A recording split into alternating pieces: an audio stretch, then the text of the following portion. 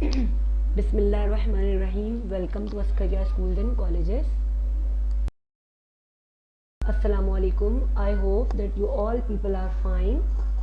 And today we will discuss lecture number 19 of chapter 1 S and P block elements. And in lecture number 19 we will discuss the group 4 elements. आज हम नए group को start करेंगे, group 4 elements को study करेंगे. ठीक है जी. Group 4A elements. Group 4A elements को बच्चों हम कार्बन फैमिली कहते हैं और इस ग्रुप में जो एलिमेंट्स मौजूद हैं उनको मैंने इनलिस्ट कर दिया है along with atomic number. Carbon, silicon, germanium, tin and lead. ठीक है जी. इनके साथ इनके एटॉमिक नंबर हैं और आप देख रहे हैं कि एज यूजुअल जैसे बाकी ग्रुप्स में देखते हैं atomic number down the group increase होता है, तो यहाँ पर भी down the group atomic number increase हो रहा है. ठीक है. Physical properties of the group 4A elements. अब जो ग्रुप 4A एलिमेंट्स की प्रॉपर्टीज हैं, ठीक है, आपकी बुक में जो है वो कुछ प्रॉपर्टीज लिखी हुई हैं. ठीक है, सारी नहीं लिखी हुई लेकिन ऑब्वियसली तमाम फिजिकल प्रॉपर्टीज ग्रुप 4A में मौजूद है. तो मैंने फर्दन थोड़ा थोड़ा तमाम प्रॉपर्टीज को टच किया है. ठीक है. और जो आपकी बुक में डिटेल से हैं जैसे कि melting boiling point, non metallic to metallic character, oxidation state, inert pair effect, इन सबको मैंने डिटेल से डिस्कस किया. ठीक है जी. तो atomic radius, ionic radius, ionisation energy, electronegativity, melting and boiling point, density and conductivity, non metallic to metallic character, oxidation state, inert pair effect, ये सब इसकी फिजिकल प्रॉपर्टीज हैं. ठीक है जी. तो अब हम वन बाय वन सबके ऊपर सबको जो है वो डिस्कस करेंगे. ठीक है. सबसे पहले जी ट्रेंड इन एटॉमिक रेडियस. जैसा कि आप बच्चों जानते हैं, आप प्रीवियस ग्रुप 1 ग्रुप 2 में भी पढ़ चुके हैं कि डाउन द ग्रुप एटॉमिक और आयनिक रेडियस दोनों इंक्रीज होते हैं. अब वो क्यों इंक्रीज होते हैं, इनके कुछ सर्टेन रीजंस हैं. जैसे एटॉमिक नंबर इंक्रीज होता है, नंबर ऑफ इलेक्ट्रॉन इंक्रीज होते हैं. और जब एटॉमिक नंबर का मतलब है नंबर ऑफ इलेक्ट्रॉन्स, और जब नंबर ऑफ इलेक्ट्रॉन्स इंक्रीज होते हैं तो आपको उनकी अकोमोडेशन के लिए ज़ाहिर बात है एक्स्ट्रा शेल्स चाहिए होते हैं. ठीक है. तो यहाँ पर भी ये होता है कि अकोमोडेशन ऑफ इलेक्ट्रॉन्स के लिए जो एलिमेंट्स हैं वो एक्स्ट्रा एनर्जी लेवल्स को गेन कर लेते हैं, जिसकी वजह से atomic radius down the group increase होता है कार्बन से लेड की तरफ. ट्रेंड इन आयनाइजेशन एनर्जी. अच्छा जी. अब बच्चों यहाँ पर जो ग्रुप 4 है ना उसकी कुछ प्रॉपर्टीज थोड़ी सी डिफरेंट हैं बाकी ग्रुप से. जैसे अगर आप नॉर्मली देखें डाउन द ग्रुप कार्बन से टिन की तरफ जाते हुए आयनाइजेशन एनर्जी जो है वो डिक्रीज होती है, बिल्कुल उसी तरह जैसे बाकी ग्रुप्स में डाउन द ग्रुप आपकी आईपी आयनाइजेशन एनर्जी डिक्रीज होती है. ठीक है. उसके क्या रीजंस हैं, ये रीजंस आप पिछले 2 ग्रुप्स में भी पढ़ चुके हैं कि एटॉमिक रेडियस इंक्रीज होता है, न्यूक्लियर चार्ज डिक्रीज हो जाता है और न्यूक्लियस का होल्ड वैलेंस इलेक्ट्रॉन पर कम हो जाता है, जिसकी वजह से हमें वैलेंस शेल से इलेक्ट्रॉन को रिमूव करना आसान हो जाता है, तो हमारी आयनाइजेशन एनर्जी कम होती है. लेकिन यहाँ पे बच्चों थोड़ा सा एनॉमलस बिहेवियर देखा गया है टिन और लेड के दरमियान, कि यहाँ पे ड्रास्टिक इंक्रीज है लेड की आयनाइजेशन एनर्जी में. जब हम टिन से लेड की तरफ जाते हैं तो एकदम लेड की आयनाइजेशन एनर्जी जो है वो कम होने के बजाय यहाँ पर लेड की आयनाइजेशन एनर्जी एकदम इंक्रीज हो जाती है. ठीक है जी. अब ये क्यों इंक्रीज हो जाती है, इसका रीज़न है रिलेटिविस्टिक कॉन्ट्रैक्शन. क्या रीज़न है, रिलेटिविस्टिक कॉन्ट्रैक्शन और इनर्ट पेयर इफेक्ट, जिसकी वजह से आयनाइजेशन एनर्जी जो है वो लेड की इंक्रीज हो जाती है एज कम्पेयर टू टिन. अब ये 2 टर्म्स क्या है, relativistic contraction and inert pair effect, इसको हम जो नेक्स्ट स्लाइड्स हैं उनके अंदर हम डिस्कस करेंगे. ठीक है. इनर्ट पेयर इफेक्ट में हम डिटेल से डिस्कस करेंगे कि what are the terms relativistic contraction and inert pair effect. ठीक है. हमारी नेक्स्ट फिजिकल प्रॉपर्टी है electronegativity.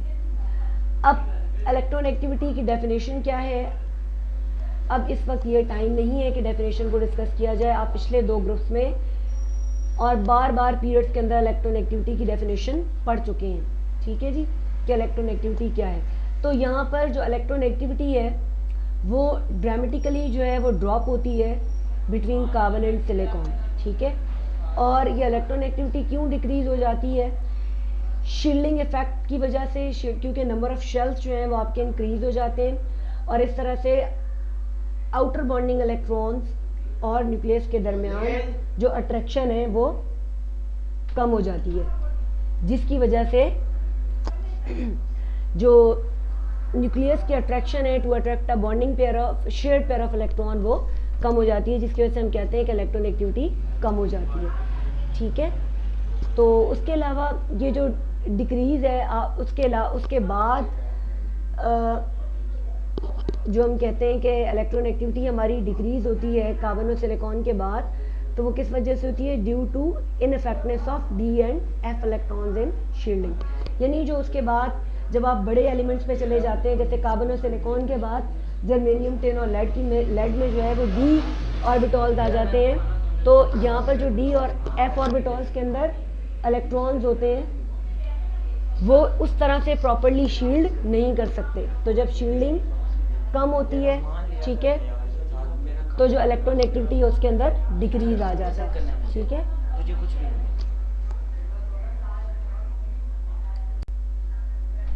Melting and boiling point down the group, आपके melting and boiling point carbon and silicon की तरफ डिक्रीज होते हैं। ठीक है, लेकिन ये डिक्रीज को इतना ज़्यादा रेगुलर नहीं होता। डिक्रीज क्यों होते हैं?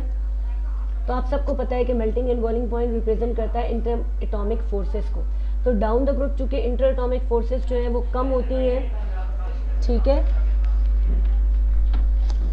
इस वजह से मेल्टिंग एंड बॉइलिंग पॉइंट जो ऊपर कार्बन एंड सिलिकॉन है उनके तो हाई होते हैं क्योंकि उनके जॉइंट कोवेलेंट स्ट्रक्चर है, लेकिन down the group melting and boiling point कम हो जाते हैं।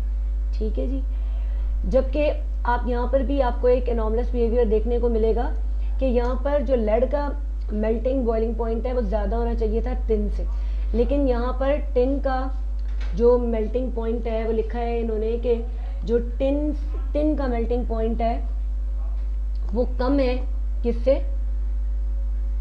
लेड से। ठीक है, तो अब ये किस वजह से है? It is due to the 12 coordinated structure of tin rather than the pure one. यानी टिन का जो स्ट्रक्चर है वो 12 कोऑर्डिनेटेड है, बिल्कुल प्योर स्ट्रक्चर नहीं है। प्योर स्ट्रक्चर को तोड़ने के लिए या उसको मेल्ट करने के लिए आपको ज़्यादा टेम्परेचर या ज़्यादा मेल्टिंग पॉइंट की ज़रूरत होती है और मेल्टिंग पॉइंट आपका इंक्रीज करता है।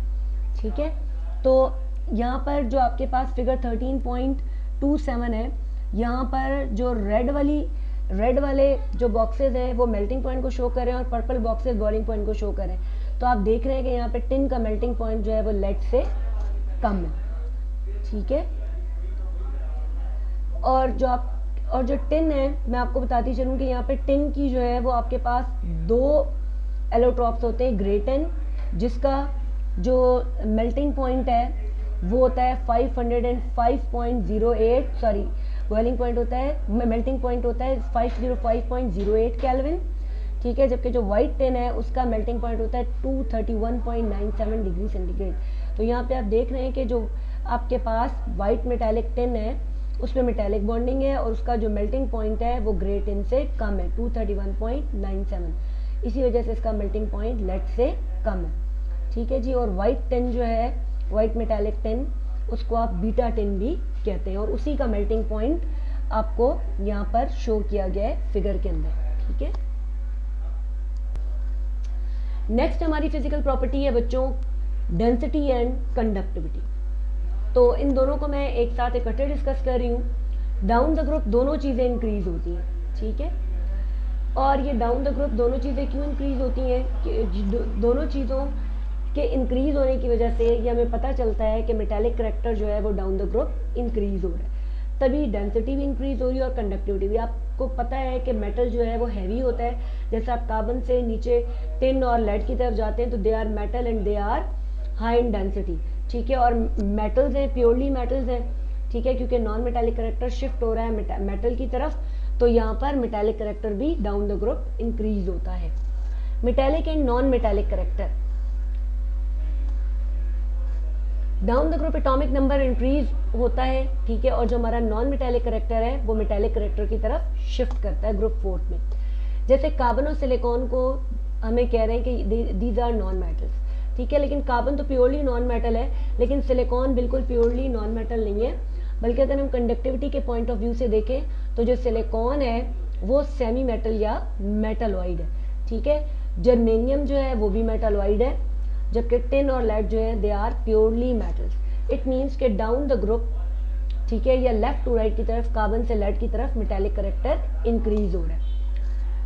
और ये मेनली किस वजह से हो रहा है कि आप सबको पता है कि डाउन द ग्रुप जब हम मूव करते हैं तो हमारा जो एटॉमिक नंबर है वो इंक्रीज करता है। एटॉमिक नंबर इंक्रीज करने के साथ साथ नंबर ऑफ शेल्स इंक्रीज होते हैं। ठीक है, नंबर ऑफ शेल्स जो हैं वो आपके इंक्रीज होते हैं, यानी एटॉमिक रेडियस इंक्रीज होता है, जबकि जो न्यूक्लियर चार्ज है वो कम हो जाता है। ठीक है, तो न्यूक्लियर चार्ज के कम होने की वजह से और नंबर ऑफ ऑर्बिटल्स के बढ़ने की वजह से एटम का साइज इंक्रीज हो जाता है और हमारा हमें जो इलेक्ट्रॉन रिलीज करना होता है वो हमारा इजी हो जाता है। ठीक है, तो ये ट्रेंड हमारा कार्बन से टिन तक चलता है। लेड और टिन के अंदर जो है वो थोड़ा सा फर्क है, यानी कार्बन से टिन तक आपकी आयनाइजेशन एनर्जी जो है वो कम हो रही होती है, इसलिए आपका मेटालिक करेक्टर जो है वो बढ़ रहा होता है, यानी आपको इलेक्ट्रॉन निकालना आसान हो रहा होता है और मेटालिक करेक्टर आप इजीली गेन कर लेते हैं। ठीक है, लेकिन लेड में जो है वो थोड़ा सा एनॉमलस बिहेवियर है जिससे आप आगे डिस्कस करेंगे।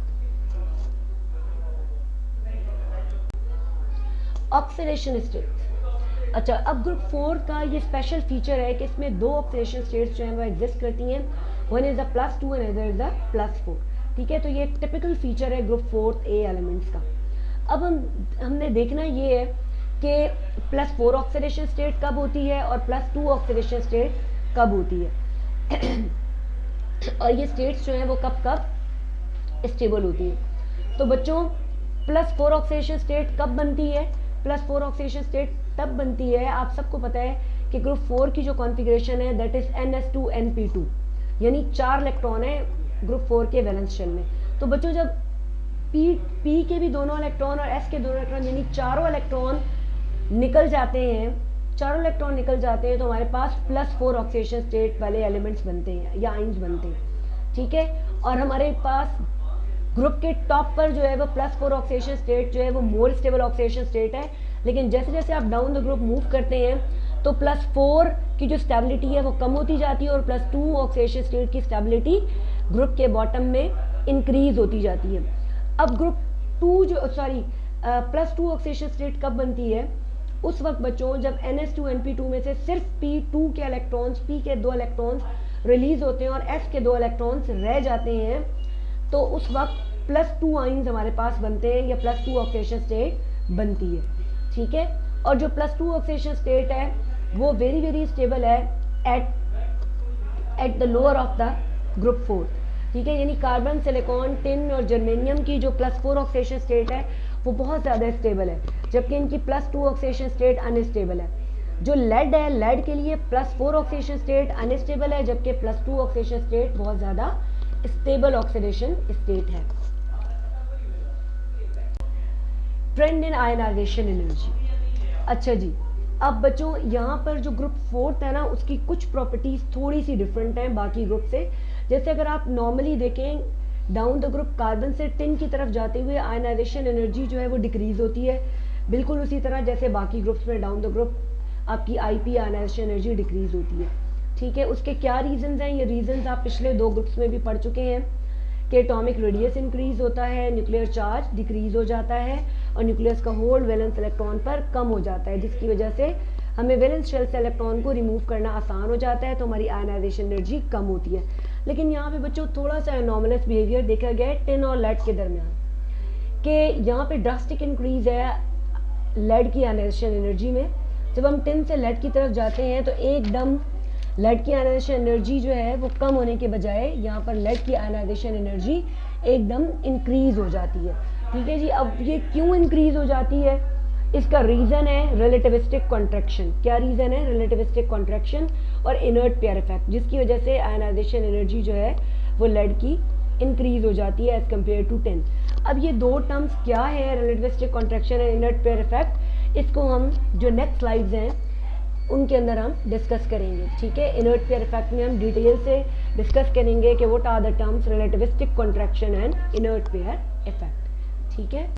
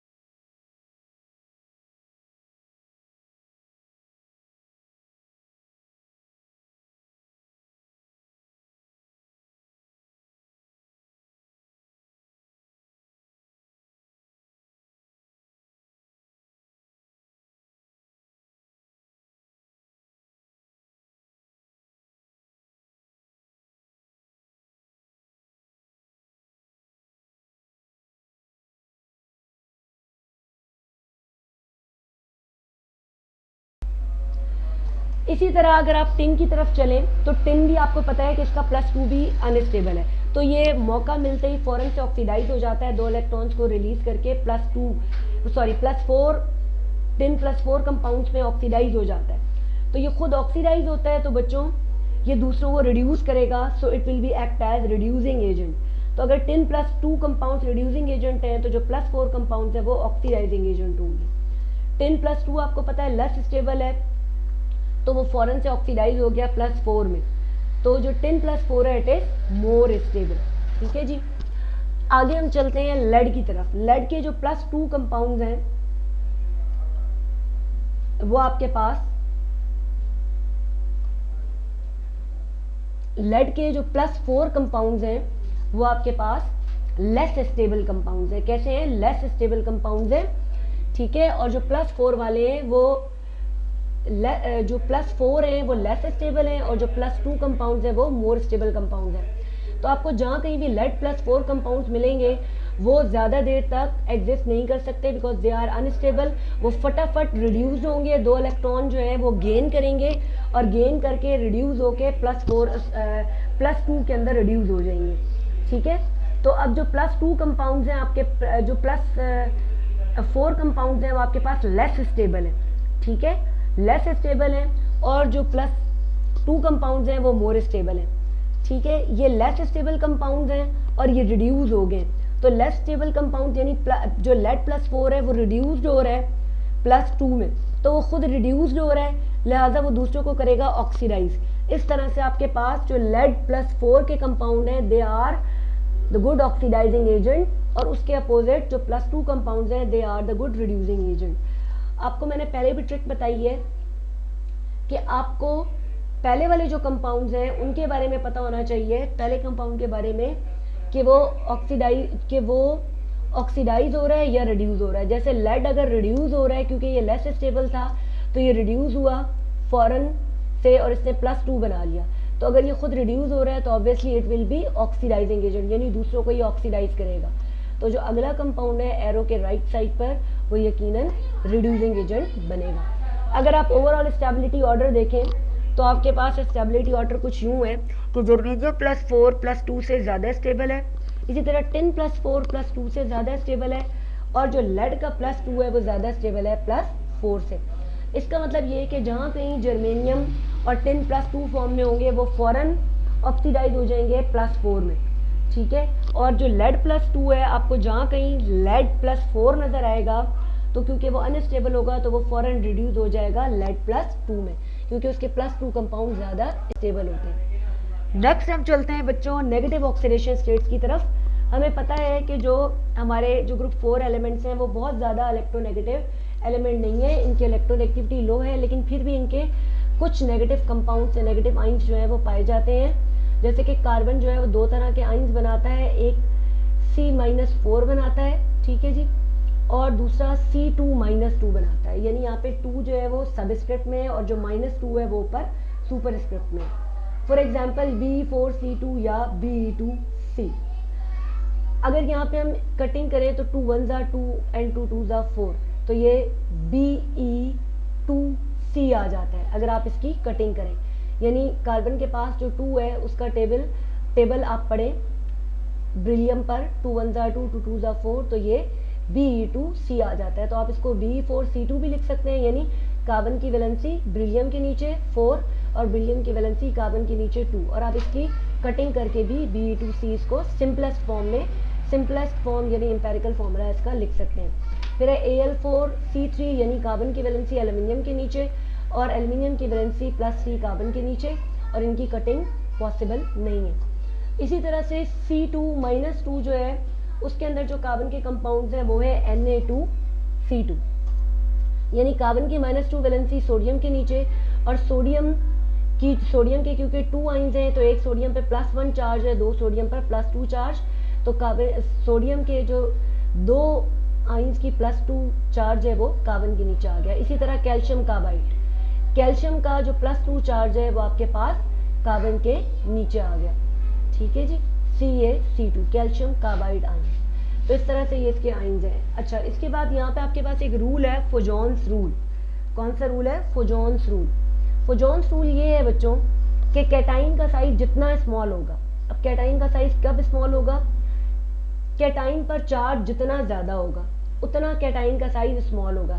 जिस तरह 10+2 और 10+4 में जो 10+4 है वो स्मॉलर कैटाइन है क्योंकि उसके ऊपर चार्ज ज़्यादा है। तो जितना चार्ज आयन के ऊपर ज़्यादा होगा उतना वो स्मॉलर कैटाइन होगा और उतना ही उसका कोवेलेंट कैरेक्टर जो है वो ज़्यादा होगा। ठीक है, जिस तरह 10+4 है तो 10+4 जो है वो स्मॉलर कैटाइन है। ठीक है, क्योंकि 10 के ऊपर चार्ज +4 जो है वो ज़्यादा है एज कम्पेयर टू 10+2 के। चार्ज ज़्यादा है तो कैटाइन का साइज स्मॉल है। जितना अभी हमने पोजॉन्स रूल में पढ़ा कि जितना कैटाइन का साइज स्मॉल होगा उसका कोवेलेंट कैरेक्टर उतना ही ज़्यादा होगा। तो जो 10+2 है वो आयनिक इन नेचर है। ठीक है, क्योंकि उसका जो साइज है वो भी छोटा है, यानी वो स्मॉलर कैटाइन, जो 10+2 है वो बड़ा कैटाइन है, उसके ऊपर चार्ज कम है एज कम्पेयर टू 10+4 के। इसी तरह से जो लेड+2 है वो आयनिक इन नेचर है, लेकिन जो लेड+4 है वो कोवेलेंट है। रीज़न दोबारा वही है कि लेड+2 में लेड के ऊपर चार्ज जो है वो कम है और वो बड़ा कैटाइन है, जबकि लेड+4 में लेड पे चार्ज ज़्यादा है और उसका साइज छोटा है। ठीक है, तो lead being a smaller cation will have the covalent character. जैसे जैसे आप डाउन द ग्रुप मूव करेंगे वैसे वैसे आयनिक कैरेक्टर इंक्रीज होगा, क्योंकि आप सबको पता है कि डाउन द ग्रुप +2 कैरेक्टर जो है वो इंक्रीज होता है, यानी कि लेड जो है वो +2 फॉर्म में ज़्यादा स्टेबल है। ठीक है, बेशक हमने +4 इधर लिखा है लेकिन +2 ज़्यादा स्टेबल है। तो जैसे जैसे हम डाउन द ग्रुप मूव करेंगे तो +2 कैरेक्टर इंक्रीज होता जाएगा और आयनिक कैरेक्टर हमारा इंक्रीज होगा।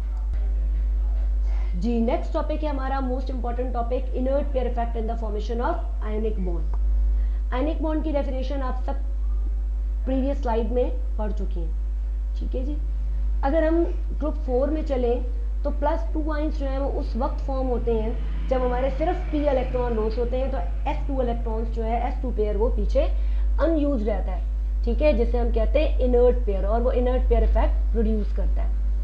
अगर लेड की, अब ये जो इनर्ट पेयर इफेक्ट है ना बच्चों, ये सबसे ज़्यादा लेड के अंदर है, क्योंकि जैसे जैसे आप डाउन द ग्रुप मूव करते हैं तो जो बड़े एलिमेंट्स हैं जिनका साइज बड़ा है उनमें इनर्ट पेयर इफेक्ट ज़्यादा पाया जाता है।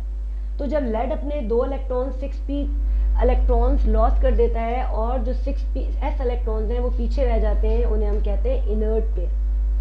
ठीक है, नॉर्मली जो लेड के कंपाउंड्स हैं वो आयोनिक नेचर होते हैं और ये किस वजह से होते हैं, due to inert pair effect. अब यहाँ पर हमने देखना ये है कि इनर्ट पेयर इफेक्ट का क्या रोल है आयनिक बॉन्ड की फॉर्मेशन में, और जो हमारा लेड है वो +2 आयंस क्यों फॉर्म करता है और आयनिक बॉन्ड्स क्यों बनाता है। तो उसके ये रीजंस हैं जो मैंने आपको नीचे दिए हैं कि बच्चों टिन और लेड पे जब हम पहुंचते हैं तो यहाँ पे एकदम से लेड की जो आयनाइजेशन एनर्जी है वो एकदम ज़्यादा हो जाती है टिन से। ठीक है, उसके बाद यहाँ पर रिलेटिविस्टिक कॉन्ट्रैक्शन हो जाती है। ठीक है, और उसके बाद जो थर्ड पॉइंट है that is the inert pair effect, जो कि लेड में डोमिनेट होता है। इन 3 पॉइंट्स की वजह से लेड जो है वो +2 आयंस बनाता है और हमारे जो आयनिक बॉन्ड्स हैं वो ज़्यादा बनते हैं। ठीक है, तो अब आगे मैं इसकी कुछ एक्सप्लेनेशन आपको देती हूँ। जो 3 पॉइंट्स मैंने लिखे, ये 3 मेन पॉइंट्स हैं जो +2 आयंस बनाने और आयनिक बॉन्ड बनाने के जिम्मेदार हैं। इन पॉइंट्स को हम नेक्स्ट स्लाइड में एक्सप्लेन कर देते हैं। जी, तो इनकी एक्सप्लेनेशन क्या है बच्चों, जैसे जैसे आप डाउन द ग्रुप 4 में मूव करते हैं ना, तो लेड की जो आयनाइजेशन एनर्जी है वो बढ़ना शुरू हो जाती है। यानी वैसे तो down the group ionization energy कम होती है, लेकिन जब आप टिन और लेड पे पहुंचते हैं तो एकदम से लेड की आयनाइजेशन एनर्जी कम होनी चाहिए टिन से, लेकिन वो लेड की आयनाइजेशन एनर्जी टिन से एकदम ज़्यादा हो जाती है। वो हो जाती है रिलेटिविस्टिक कॉन्ट्रैक्शन की वजह से। अब बच्चों रिलेटिविस्टिक कॉन्ट्रैक्शन क्या है?